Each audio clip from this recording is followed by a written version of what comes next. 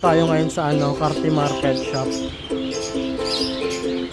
Bibili ako ng gamit ng mga alaga kong aso.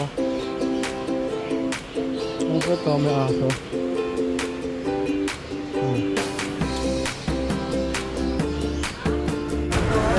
Hanap tayo ng feeding bowl. Mukhang ito, 150. 2 for 150. Masya na kaya? Magkano to? Dalawa 150. Ay. 150 to, dalawa 150. May ano siya. Detachable siya. Okay.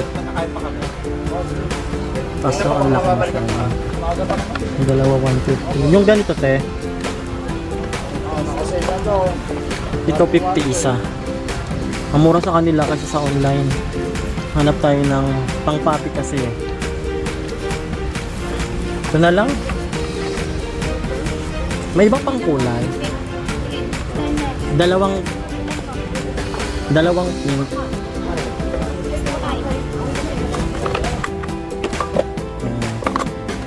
Ay, isang pink, isa nito. Tapos, magkano to te? 65 to. Patingin nga ako nito. Yeah, 65.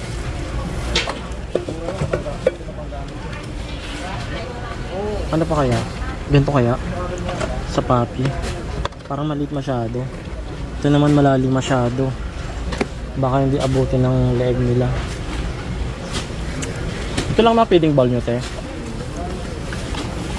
Ano pa tayo? 5 pa kasi yun eh. Pag ganito, patingin nyo.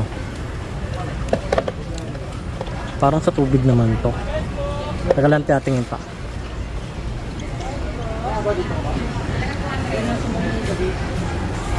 Marami sila rito eh, kaso malalim masyado. So doon na lang ito. 50 to tayo. Magkano to pa? Sige nga, ito na lang.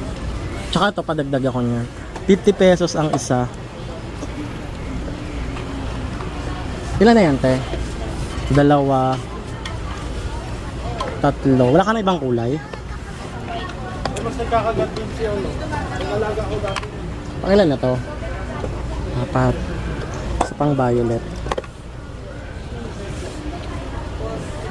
Tabi mo lang yan te doon. Ikot pa ako. Ito naman sa tubig to, no? Meron din pala nito.